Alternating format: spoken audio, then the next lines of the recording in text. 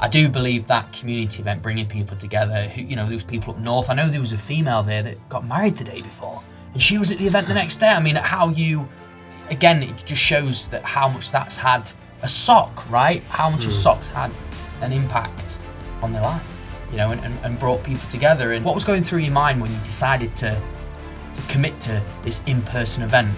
I think it was, we were looking to do something, and I think you might have come up with the idea at the time, or said, why don't you do an event? I think you'd been thinking about it though. Yeah. It was on your mind, but I think the problem was I didn't really feel like I could do it, and I needed that bit of a push from someone. And I feel like that's what I've needed sometimes in the business, you know, because you go through times when you doubt yourself and think, well, who's going to turn up? What was difficult then about, if you don't mind sharing, what was difficult about your childhood that has now got this mentality that you want to give back? Yeah, so I grew up with a single mother. My father died when I was 13 of alcoholism. It was a difficult childhood. We didn't have, you know, we grew up with not a lot of money. My mum's always been amazing. She's done the best she could for us, and she still does. And, you know, if it wasn't for her, I wouldn't be the person I am today. Right, yeah.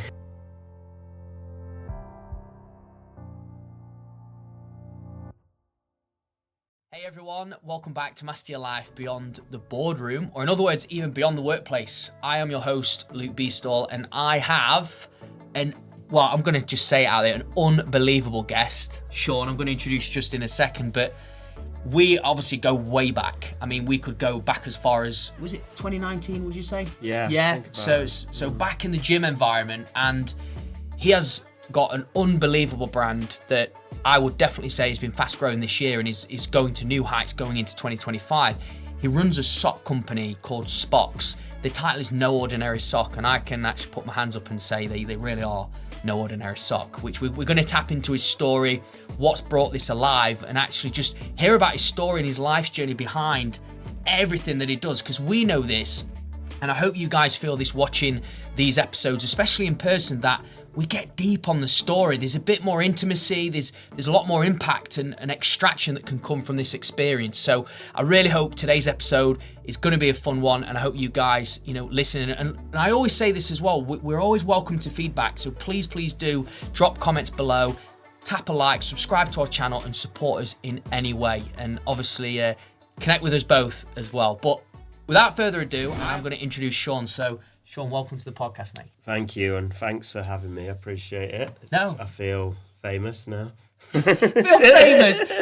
By no means. Hey, you could be famous next year. I mean, especially some of these deals that you've been, you know, working out this year. It's been crazy.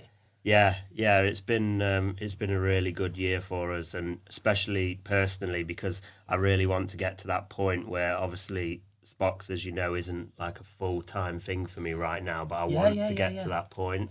And I've definitely taken really good steps towards that, which has been it's just kept me really happy and kept me motivated, I think, throughout the year. So, but this is really good then, just little bits that you shared there about, you know, SPOX is not a full-time gig for you just yet. You are a business owner though. You're going into that mindset. Obviously, you know, we work together on a coaching basis and stuff like that. Obviously, I know your story, but it's going to be good for the audience, you know, to kind of hear more about it. You've obviously got a full-time job. You know, you've got a lot of time that you have to kind of spend in different departments and categories, and you know, you're always kind of juggling that, aren't you? So just to give the audience a bit of context, how has it been for you having your business as SPOX growing as it is, and then trying to juggle the 9 till 5? I think I'm not going to hold back. You know, it's been really difficult. It's you know, sometimes it can be almost impossible. You know, there's lots of ups and downs. And one thing I think I've really learned this year is you are often, you know, you can have as much help as you want, but you are in it alone a lot of the time. And, you know, you've got to find a way to get out of your mind sometimes to keep the motivation going, really. And I suppose for me, because the business has always been my idea from the start and something I've been passionate about, it's only really me that can pick myself up and keep it going. And, you know, if you do get negativity from other people, or, you know, like every business, there's always going to be things that go wrong, and deals that don't happen and things like that. And it can be difficult to pick yourself up sometimes from those things. So yeah, you know, finding time to do everything in terms of a full-time job and the socks business it's definitely not easy. But would I recommend it to people? Definitely, because, you know, if you've got something you're passionate about, I really feel like the highs are worth all of the lows. Do you know what I mean? Yeah. Because the thing is as well, you know, some of the guys who are listening to this, Shaun, you know, the people are, maybe they're at the start, you know, of like this side hustle, if you want to call it, like the 9 till 5, the 5 till 9 shift and stuff, and maybe they're feeling the hardships, the challenges, like you say, the low periods, and sometimes it can be disheartening and thinking, oh, is it really going to work out? Maybe I'm not cut out for this. I just feel like giving up. So for you, just to give, again, the audience a bit of context, because obviously I know we was talking a little bit off show about when SPOX was originally founded, or at least started. When did you first start SPOX in the market? So it was 2021 officially. So it just started me and a friend going to the gym a lot. We weren't really happy with the quality of our socks that we were wearing at the gym. So we used to both buy a lot of the, you know, like 3 for £10 Nike, Puma sort of socks. And we just found they weren't really lasting that long. We didn't really think they were that comfortable. And we just thought there was a bit of a gap in the market, really. You know, you think of Calvin Klein that sort of own boxer shorts and brands like that. But, you know, even though there's big brands that make socks, there's not really a big brand that sort of owns them, not in the space that we wanted to be in. So that's where it started. And to touch on what you just said, really, about making those small steps and people staying motivated, what I would say is at the start, you know, I moved so slowly with everything. Right. Like we got a sample. I've spent hardly any money to start with and just moved really slowly. Okay. So, you know, I'm not, because, you know, people worry about the money and the funds and time. But actually, I feel like what it's taught me is don't rush, you know? Yeah. Like, this is like, 4 or 5 years of time. And, you know, we're getting to a good point now. But back then, I was moving in so small little circles, and every little development of the socks was taking lots of time, knocking me down a little bit because it wasn't right. But I suppose you learn from that process, and if you enjoy the process because you're passionate about it, then that helps. So yeah, what we did is we went and got some samples, started making samples with suppliers, had lots of back problems to start with, like socks that were, you know, coming up to here on me, materials we weren't happy with. And, you know, you start thinking, what am I doing here? Like, I don't know what I'm doing. Like, what is this? And, you know, and, you know, sometimes people feed into that because they're like, oh yeah, you know, you're going to struggle. There's a lot of competition out there, and it's very difficult to follow your passion sometimes because society makes us think that what's normal is, you know, working for a big corporation, being settled and being comfortable, which, you know, is brilliant. Of course it's brilliant, but, you know, everyone's got a little passion and something inside them. And my biggest advice to anyone really would be, don't put that fire out, even if you're only making tiny small steps. That's what I've done over the last 4 years. I've made tiny steps, you know. We're not changing the world right now, but hopefully we're getting there. And also, more importantly, it's helped my physical and mental health myself. So, you know, if it's doing that, then I'm happy. But that's so good though what you shared then. I love the way you've put that together about there's been no rush. Obviously, you know, you've got a job that's a bit of financial security, right, for you, and that this has been a passion or a gap in the market, which I do want to ask you a question around that in a second, but the fact that you've taken small changes and they've stacked and it's built up over time, you've made loads of mistakes, but you've thought, well, you know, it's okay, this is all part of the process. So with this being what is nearly, you say 4-year journey that hasn't even became a full-time business for you yet, which that's where you want it to be, I'd love to know what has stopped you from giving up. Because if you think about the society today, everything's about instant gratification.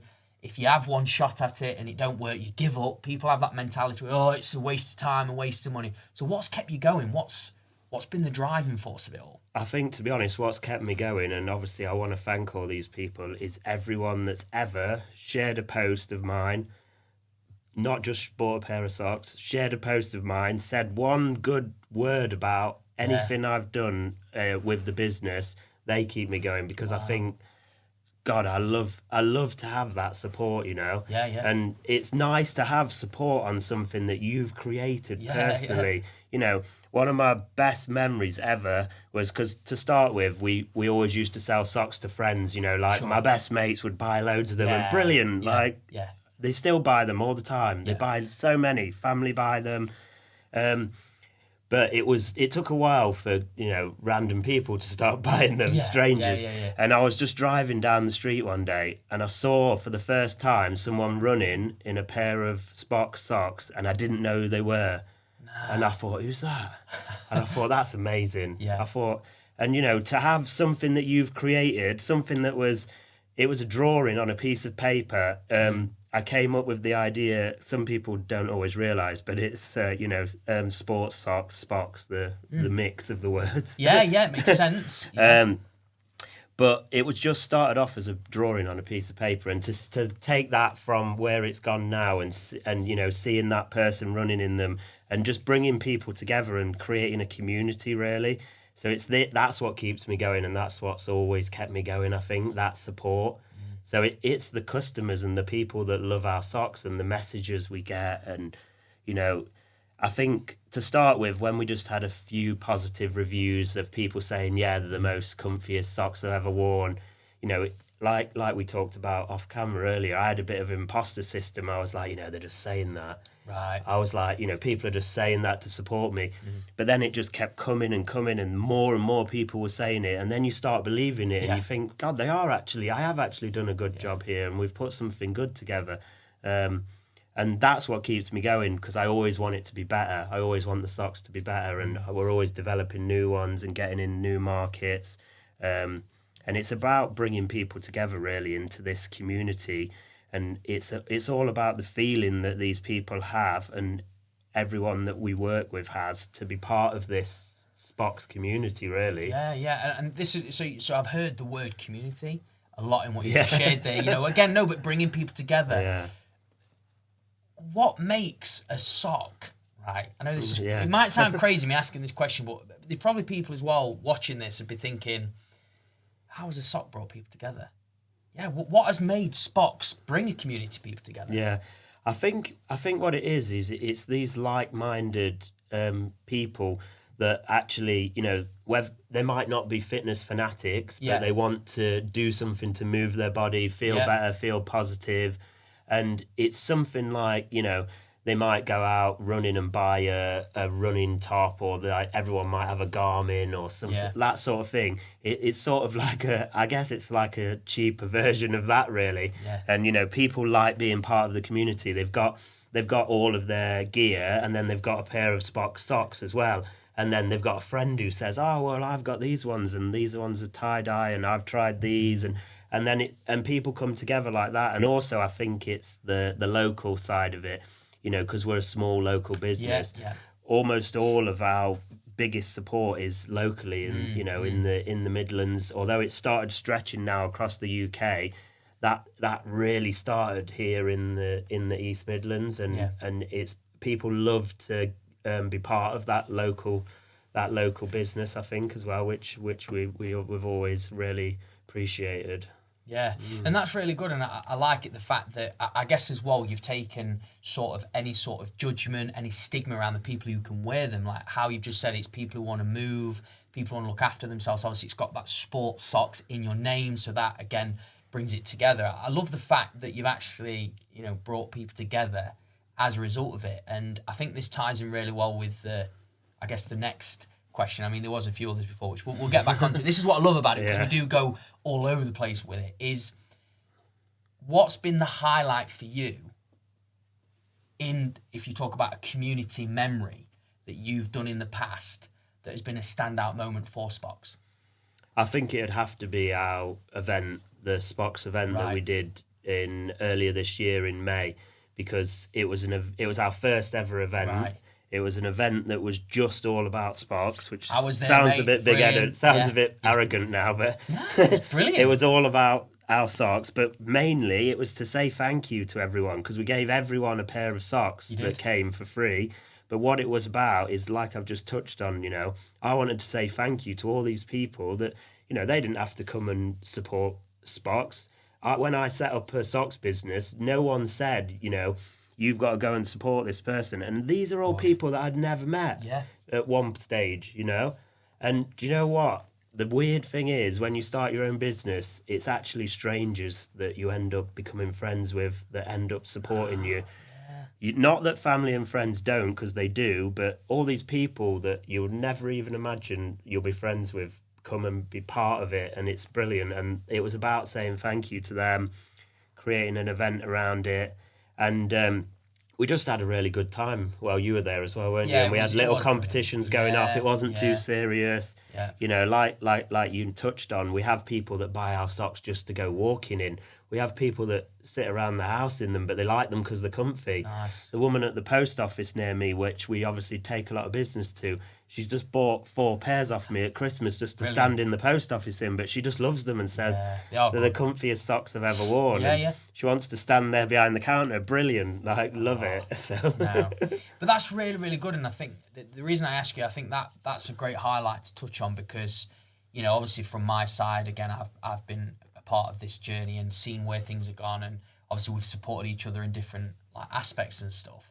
I do believe that community event, bringing people together, who, those people up north. I know there was a female there that got married the day before, and she was at the event the next day. I mean, again, it just shows that how much that's had a sock, right? How much a sock's had an impact on their life, and brought people together. And I just think for you, I mean, what was going through your mind though? I think just for the listeners and the watchers on this, what was going through your mind when you decided to commit to this in-person event?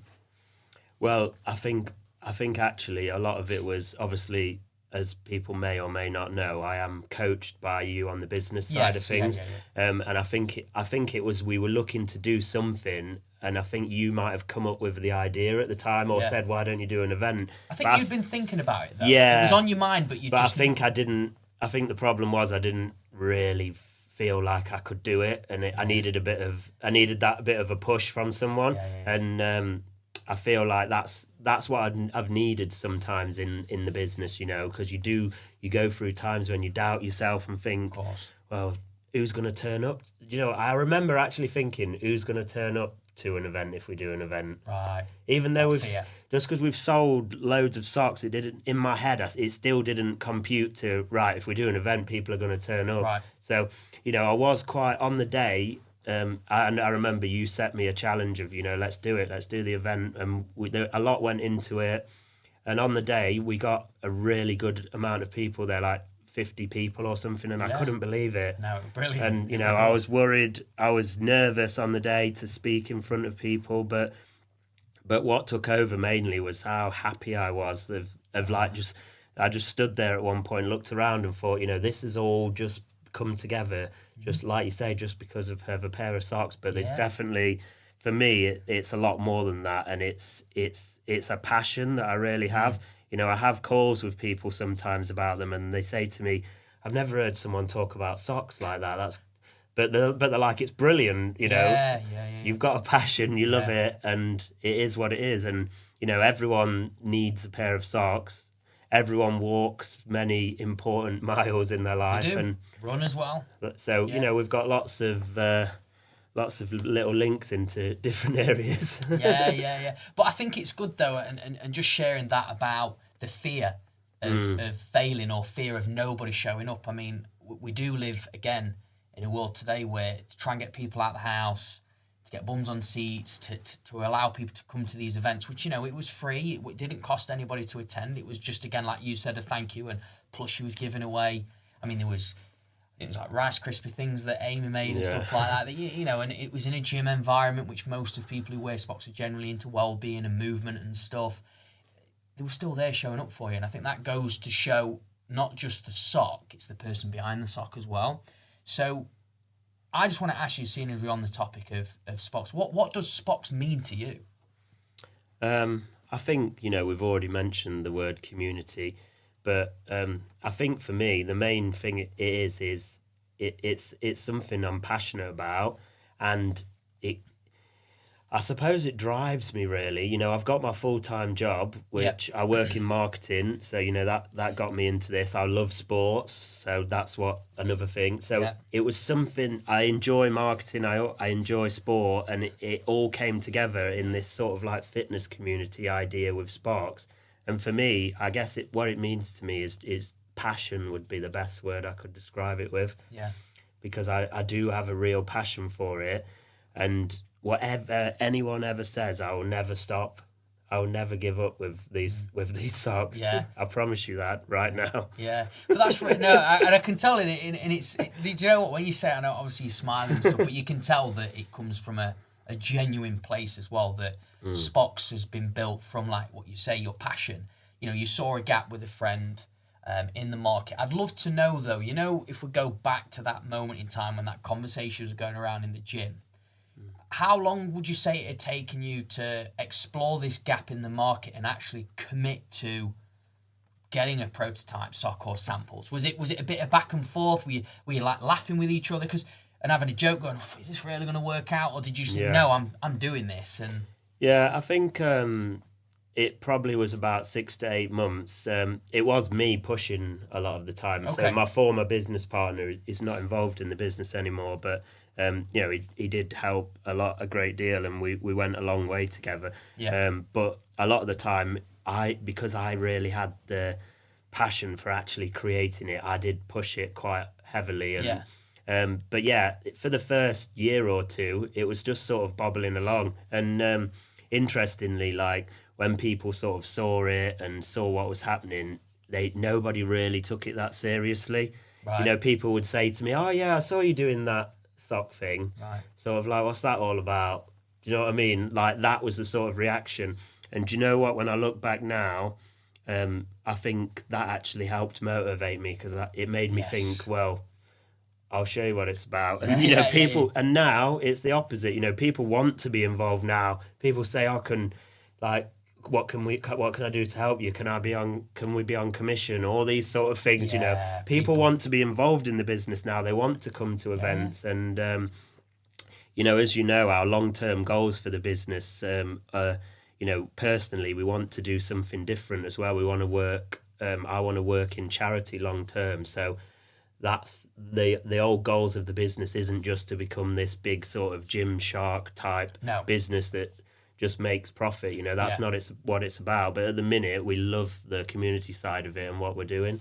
Yeah, and I think just what you say there, Shaun, I feel the community aspect, and obviously what you've already shared a little bit about what people are saying and feeling around what it is you're creating, I think will grow where it wants to grow. And I think that the mission of the charity, I'd love to know from that, what you've just said, then what's made you decide that when the business does grow that you want to head into the charity and give back? What was the reason behind that? So as well as working full time in the job and doing SPOX, I also volunteer for a charity called R.E.A.L Foundation Trust. Yeah. So they're a charity based in Mansfield. The brilliant charity. They help young people aged 5 to 19 who are maybe struggling in their home life, struggling at school, from a low socio-economic family, and need some time out of their life, what's happening at home potentially. So what the charity do is they have befrienders that take these young people out, do activities, maybe go to the cinema, and it's just a couple of hours out of your week, and they're desperate for people. So a bit of a plug, but if anyone wants to get involved, let me know, because they're desperate for people. And I tell you what, it's one of the best things I've ever done. Yeah. The things, the development you get to see in young people, that you can affect what's happening in their life and how their life develops. You'll never pay a salary that would do what that does, that feeling, and people that you can help. So, and that, because I love that, and I've loved that more than SPOX even, that I want SPOX to sort of combine into something like that, or I want to create my own charity in the future, and that's a big goal of bringing it together. So I've got some more ideas that you'll see more of in 2025 of how we've merged that together. But yeah, that's fantastic. you know, I don't tell that story enough, I don't think, on the website, through the brand, but we definitely are going to be doing more of that. Yeah, I think that's brilliant, mate. I think just I love hearing the aspect of giving back, and but also from something that's real. You know, what you're saying, real education. I think that the fact that you're helping young people as well that probably haven't got the luxury, I guess, or maybe the upbringing, but still you're there as somebody that's helping them out alongside a full-time job, a job, and then alongside this also you're still making time to do stuff like that, which I think is definitely commendable on that. And I think, and obviously you can see again the love for that. And you know, it doesn't necessarily bring in the pennies, right? But what it does do, it brings in a lot of love and happiness, and it allows you to flourish in your business. So, with SPOX as a whole, at the minute, what would you say has been the best thing that has happened for SPOX that's helped it grow and be where it is today? I think working this year with British Superbikes has been massive for us. So we were really fortunate that I actually, well, I say we were fortunate, but you know, we always chase people down constantly, and then created it, and then you say you're fortunate, but actually, you know, when I think of how many times I've emailed thousands and thousands of people, then you know, actually, there's some work in it. And you know, people say about these like overnight success, and you know, things look easy on the outside, but they never are. You know yourself, you know, how many times you knock on the door and people say no before you get a yes. But yeah, so we sponsored the team that actually won the British Superbikes this year. So Kyle Ride actually won, and SPOX were sponsoring all the team, OMG, and we did socks for all of the crew. It was on Eurosport, so you could see the socks live on TV. Amazing. The bikers wore them. Lots of other bikers in the competition have also ordered our socks and still do, and that really helped like grow the amount of eyes, I suppose, on the brand as well, and it's helped us to move a bit further into other areas like running as well. Right. So we're working with Nottingham Half Marathon.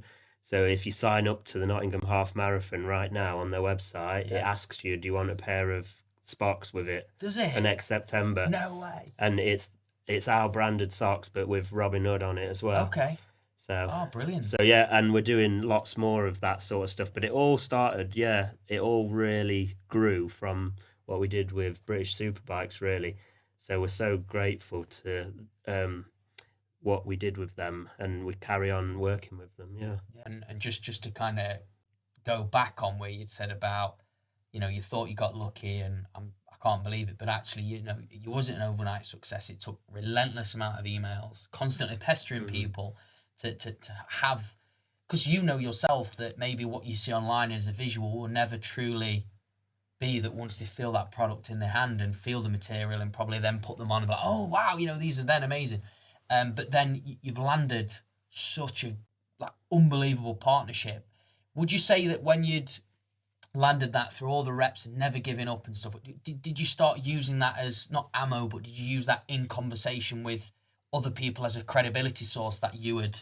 Oh yeah, definitely, and you know, we still do now. So you know, why not? If we go to exactly, if we go to meetings now, you know, we say we've made socks for Team GB, we've made socks for Pure Gym, Anytime Fitness, British Superbikes, lots of many Muscle Coach, so many PTs, so many businesses. You know, many of you that will be listening to this podcast, because you know, lots of connections that I've worked with you and gained that own our socks. You know, if I never met you, I might not have met some of those people. So thank you to you as well. Thank you. But yeah, so we definitely use that in meetings, and you know, people start taking you a bit more seriously then. You know, there's some big socks companies out there. There's one that many will know that's got a big headquarters in New York, a big shop on Times Square. And, you know, I sometimes think to myself, they are massive in the consumer market, but we're doing something very different where we're very much more community based and around helping smaller brands as well. So I love that we can sort of help in that space. Yeah, no, that's really good. I think for you, yeah, you can see that you've helped out with other small businesses. I guess it's like you're a small business then collaborating and partnering with small businesses. But what angle did you create for these small business owners to allow them to be a part of your community, and then you be, I guess, a part of their community? I think the main thing is being able to provide them with something that helps them grow their own community. Yeah. So they can have socks with their logo on. But it's our structured sock. It's our sock that we've spent 4 or 5 years developing to make it perfect. They don't have to go out and find a company that's going to do that for them. We'll do it for them. All they've got to do is have our logo on there as well somewhere. Yeah. And what they do is people buy into that community. People go to let's say a CrossFit gym, for instance, because we've done so many CrossFit gyms.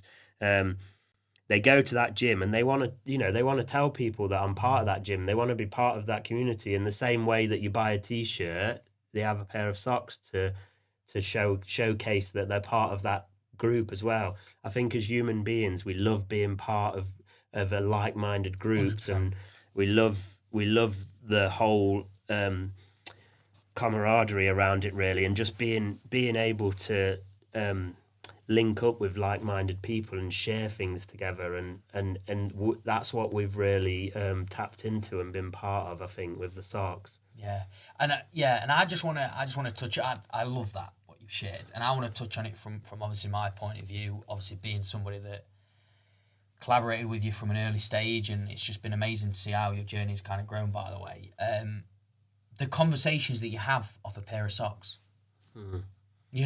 like when somebody sees the socks on and goes, I've seen them before. What I'm saying is it's like a niche, it's like a standout, isn't it? But then how it then creates a community off the back of a conversation about a pair of socks. I know, people might be listening and go, I don't get it, but it's like, but that, you have to be there, but it's, you hear it, don't you? You will hear it most importantly, like when you're in a gym or you're at an event and there's like, I'm guessing you're going to feel it going into 2025 when everyone's at, the Robin Hood half marathon and there's thousands of people wearing your pairs of socks.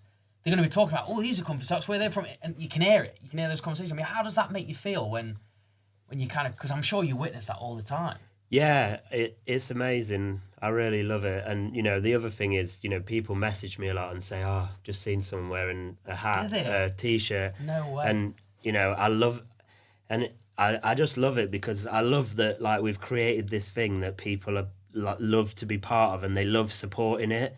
And I feel bad sometimes now because I'll walk into a room and someone will go, I've not got my SPOX on today. And they feel bad because I'm there and they're not wearing, and they're wearing a different pair of socks or something. And I'm like, mate, don't worry, it's fine. You can buy other things, But then at the same time, I'm like, I love that like they see me and they know that that's what I love. It's attached to your identity. And so they just think there's the sock man. I don't know, but you're the sock man. Brilliant. It's like the thing is though, is people know who you are. You don't even have to sell yourself really. It's just like they're there. But look, I mean the positives here are amazing, and we know they outweigh the negatives. But just I'd love a bit of a share behind closed doors. What probably people would not see via social media or whatever. What has been the hardest thing about doing all of this, everything? So you got your full-time job, you obviously your SPOX brand, you're doing the charity. What's been the hardest thing that you could share to the audience that they would never be able to know just from looking at like profile and stuff? I think it's finding time to do other things sometimes because there's that much work to do around it. And with my full-time job, I think it's sometimes the pressure you might get, peer pressure or family, friends, to say, sometimes people might be like, what, why are you staying in and doing this with socks tonight, or why are you going to this event, or why are you doing that? Because actually sometimes people don't understand it, because I feel like they think a lot of people, if they've not got their own business or they haven't started their own passion, sometimes they they can't always understand why someone else would want to spend their time doing that. Right. And I do really struggle with that sometimes, and the negativity around it. Lots of people, they'll say, "Oh well, there's not much markup on socks, is there? Why are you still doing it?" Someone's said to me before, it's oh, that sounds just like something you'd do in retirement. People have said I'm cringe. Lots, all these things, lots of negative things. But what I would say is, what I've been able to do now over time is I use that as fuel. Yeah. So for me, I think, well, brilliant, because if you think that's your opinion, thank you for your opinion, but I'm going to carry on going. And because I'm passionate about it, and for all these things we've talked about, that's why I keep doing it, and I love it. And it helps me in so many other areas of my life that I feel like if people have a passion, even if they think something really small and insignificant would just be a small step towards it, I would say do it. So send that message, send that email, do what you need to do to make that small tiny step towards what your passion is, because it's going to be worth it in the end, even if it takes you 3 or 4 years to actually get anywhere with it. You'll feel so good about making that step. And I think that's really good. That, I mean, you've come back around to that, what you said actually earlier on in this episode about the small steps. There's not been a rush. Obviously we always love to rush things or speed things up, because we know life is everything's speeding up, like technology, all that kind of stuff, probably making socks or even speeding up. But I think, just what you shared there about, obviously, I guess, not the trolling as such, but I guess the negativity and questioning what it is you're passionate about and thinking this is not really going to be a thing. But I'd love to know, just from you as a person, human being now, going into the human being, what has been, honestly, the biggest struggle, the hardest thing about running SPOX, about trying to make this work? What have you faced? What adversity have you had to come up against that it took a lot out of you? You were second guessing it. Yeah, I think the financial side is difficult, obviously.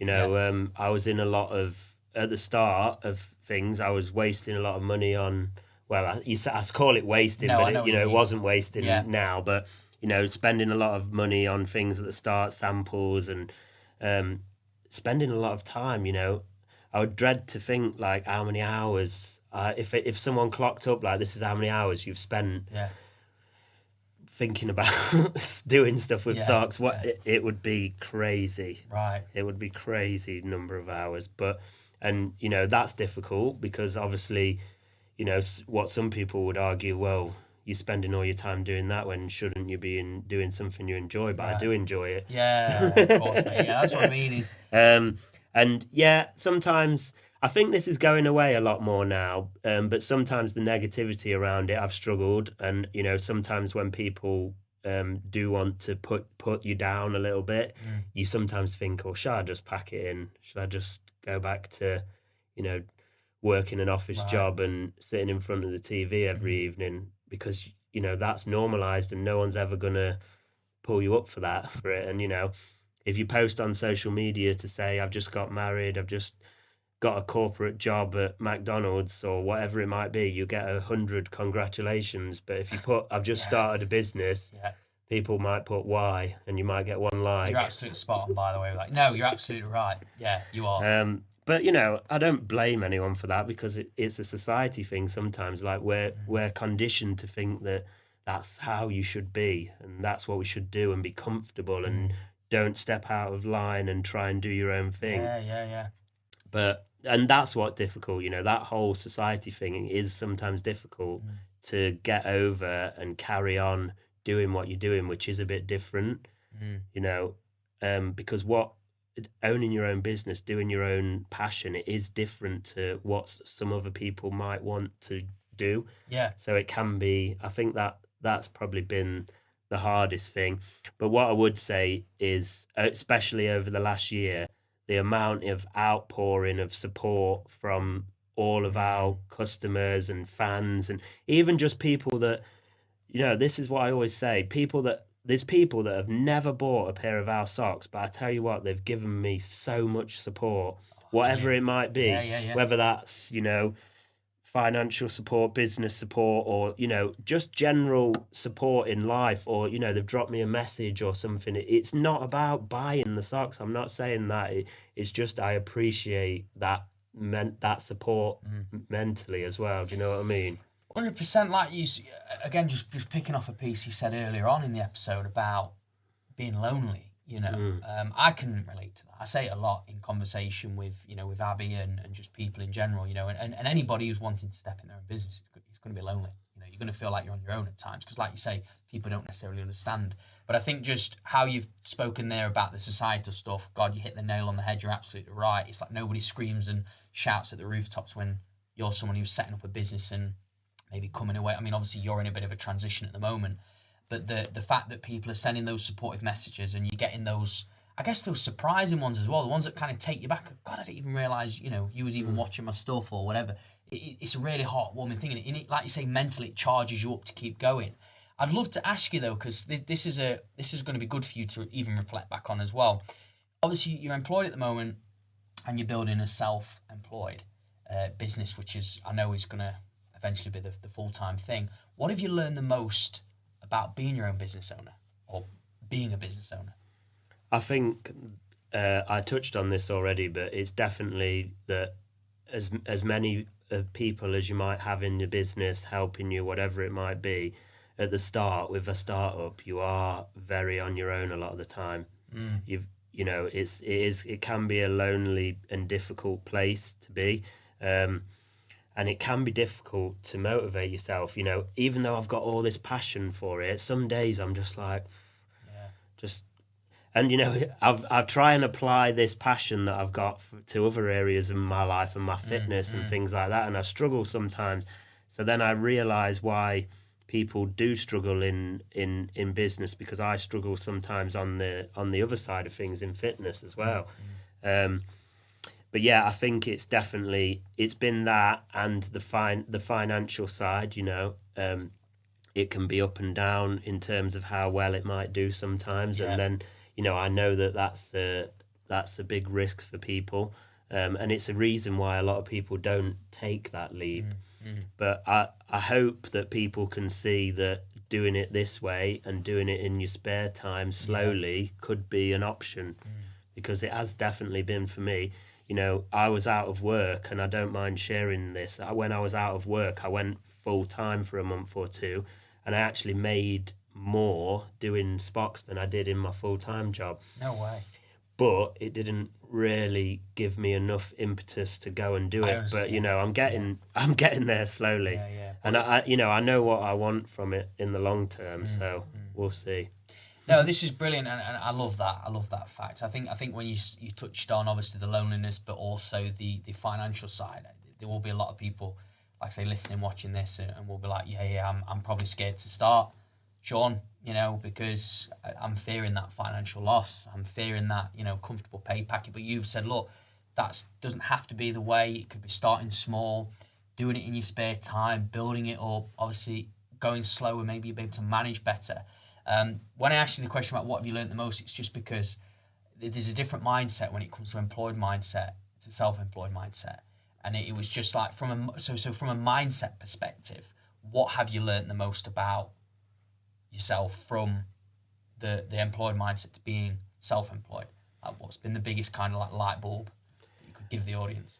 I think I've surprised myself massively in like what I'm able to do. Right.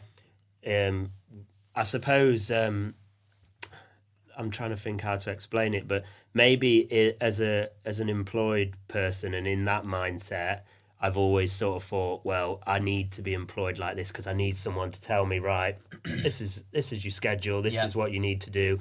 And what surprised me is actually I've been able to successfully set my own schedule, manage my own workload, and make it go somewhere. And you know what? It's because it's your own thing. So you really want it a lot more. Yeah. You really want it to work. And you know that you've got to get out of bed and make it work, because there's no manager to come and say, oh, well, you done this?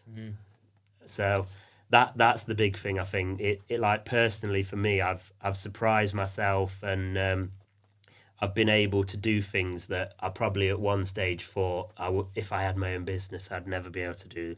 I wouldn't be able to do that. I wouldn't be able to motivate myself. I wouldn't be able to, create partnerships, go to meetings, and bring people into the business, and all these sort of things. And even things like I've never been that great with numbers, but doing doing taxes and accounting, all this sort of stuff, and things that I've learned. And I always say to people, I learned so much actually just from watching YouTube tutorials. Yeah, it's mad, isn't it? Yeah. But you just spend time, I think, in it. When you've got your own business, you want to learn these things yourself, and you want to do things on your own. So it's something that develops slowly over time, but I feel like it's worth it. Yeah.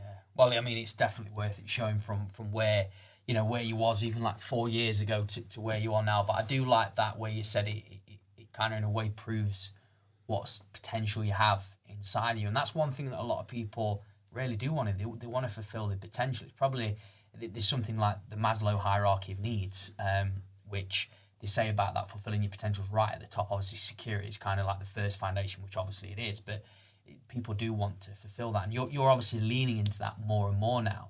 So just so I can understand as well, because I want to know this, but obviously I know the audience will. What does Shaun do outside of SPOX and running having a self-employed business? What do you love doing? So I've got 2 dogs, so I spend a lot of time with the dogs, to be fair. So I'd fitness myself. Yeah. Running, obviously. I ran the London Marathon a couple of years ago, and I want to get back into running a little bit more and doing that. But I love traveling. I love exploring new places as well. And I think I really try to take my time away a lot more from SPOX now, to try and do things with my family, and try and just get in a headspace where you're not thinking about work all the time. Yeah, of course. But I appreciate, and people will know this who have got their own business, that your head is just always in it. So it's trying to find those ways out, and running's perfect for that for me. I agree. Because like when I go on a run, that's all I'm thinking about. I don't know why, but in my head I just think about the breathing, or I think about I'm looking at the sky. Whatever I've got in my mind, it just goes, it floats away, and like I'm just running, and I'm like, right, I'm just running now. Do you know what? I can't explain it. And I think I've said this to you before, but I used to drive past people running and think, he's gone mad. Like, why is it? I used to think that looks so boring. Yeah. As if he's just running around. I used to be like, I really didn't get it. And I especially didn't get a marathon. I thought, that's some distance. I thought that's crazy. But then as I started doing it myself, I actually learned this is why people love it, And I still want to get back into running a lot more, and I'm starting slowly. But that's another big passion of mine. But then also, I love writing. So I did journalism at university, and I still write quite a lot as well. Right. And I love doing creative things. And I love, obviously, I do creative designs for the socks and things like that, but I like coming up with new ideas and even for other people. So I feel like I try to be a person that can help other businesses as well, and, give other people ideas if they need them. And I enjoy doing that. I enjoy sort of helping people, which is something I've always loved, which is what I want to do in the long term for my career. I want to do something that helps people, because that's just what I've always enjoyed. I think coming from like a difficult background and upbringing myself, I've always wanted to give back and be that sort of guidance and person that I needed when I was younger. Yeah, and just that was well put together there. I loved how you said there about the running, especially the thought thing. I can't begin to express how relatable that is to me, and just to kind of dump out thoughts, feel a bit free, stress goes, or that pressure just seems to go as you run and you're taking in the surroundings and stuff.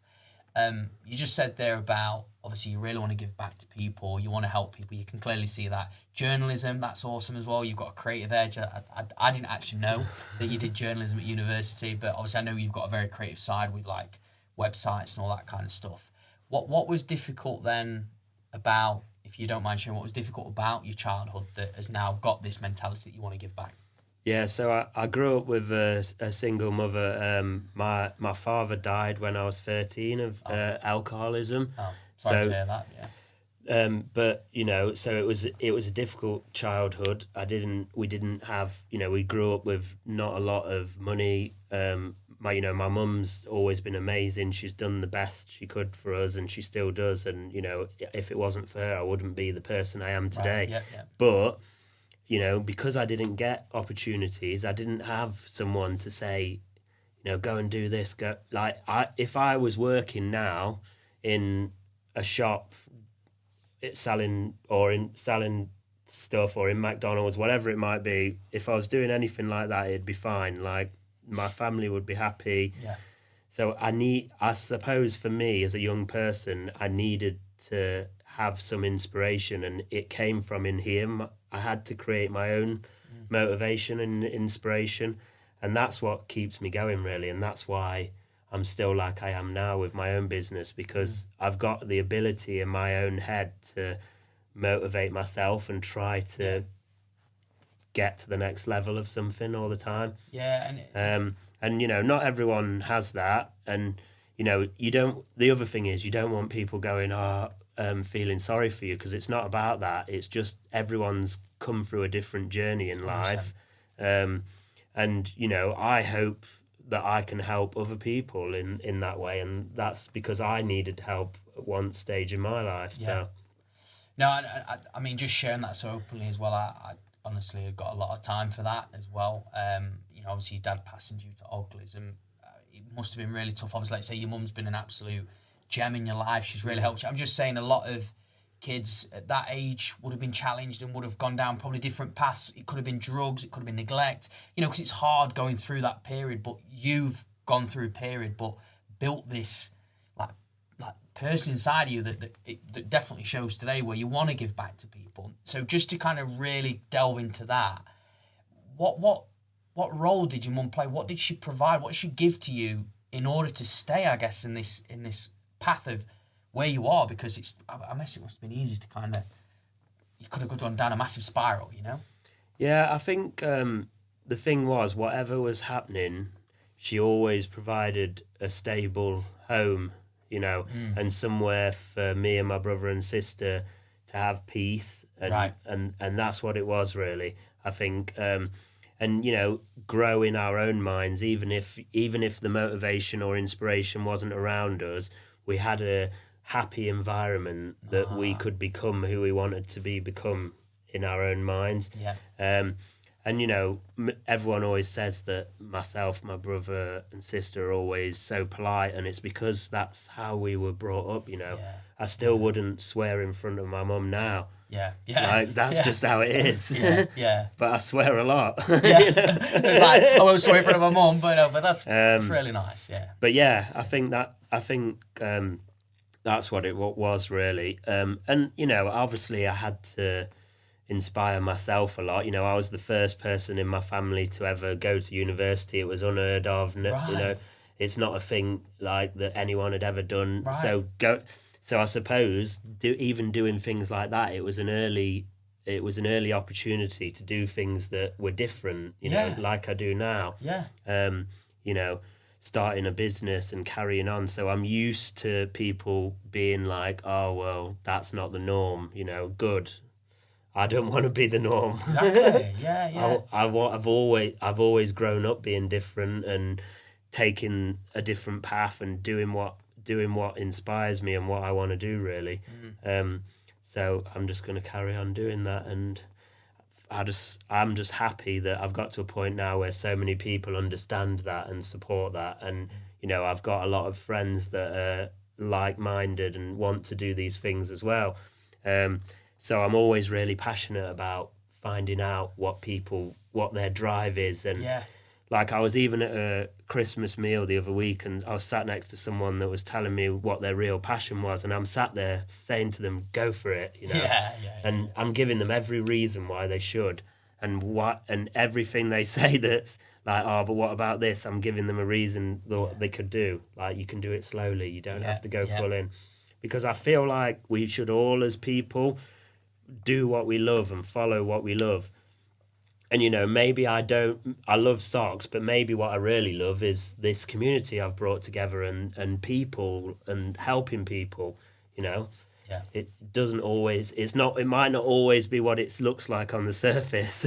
No, but this is why I wanted to ask this, and it's really, really clear now, though, Shaun, like from what you shared there with family upbringing and how now what you've created and going to university and being the first one, being different, being you, you know, being authentic.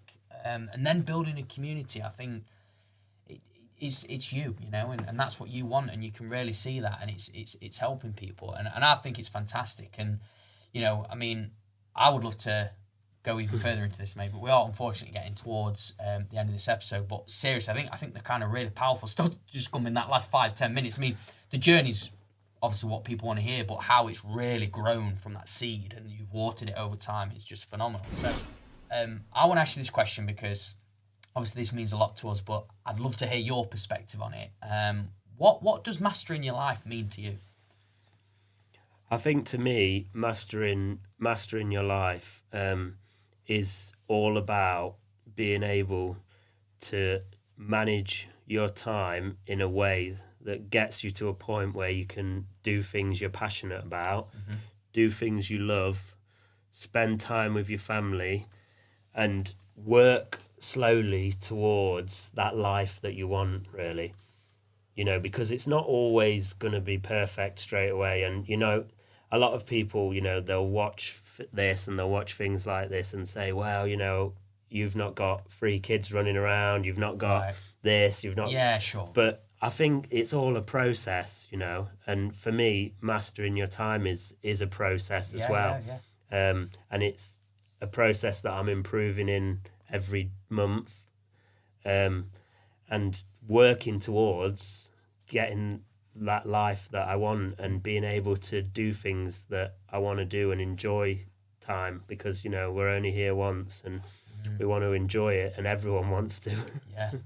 Well, yeah, no, you're absolutely spot on, and I love that, and I think it really pieces and concludes what this episode's been about, like these key parts that you've spoken about, the small steps, following your passion, you know, obviously fall in love with the process kind of thing as well. I think that really is good, and obviously using the time as a key part of all of that to be able to enjoy it with everybody around you, right?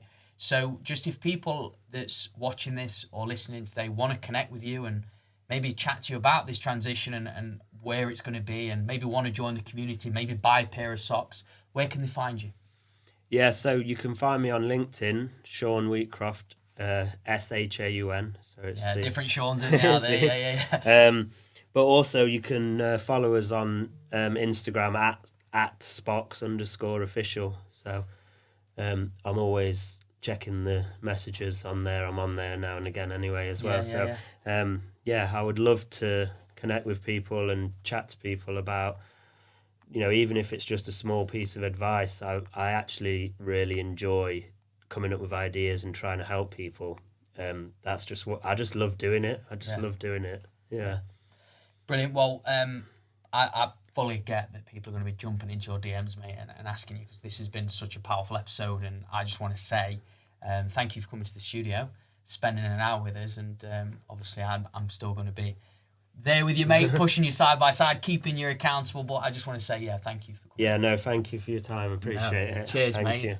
Brilliant stuff. Thank you so much, guys, for tuning in to our episode. If you've got any feedback or any questions for us as in regards to our in-person podcast episodes, just either drop a comment below, send us a message, and we would love to hear any sort of feedback, and we'll respond within 24 hours and make sure that the next episode is invaluable to your ears. Take care.